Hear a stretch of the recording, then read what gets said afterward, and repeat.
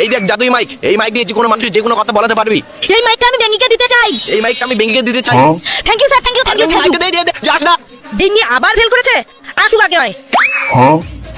এবার পরীক্ষায় ফার্স্ট হয়েছে বেঙ্গি। কি করে কি বলে বললাম আমি? হ্যাঁ কি বলে? Thank you ma'am, thank you, thank you, thank you, thank you. এর প্রত্যেকবার পরীক্ষায় ফেল করে, এবার পাস করলে কিভাবে? শালা এ। তোরা কি জানিস টিফিন আজকে আমি বিরিয়ানি নিয়ে এসেছি? কি বলিস? সবাই মিলে খাবো, না শুধু বেঙ্গিকে নিয়েই খাবো। কি বলে কি বলে?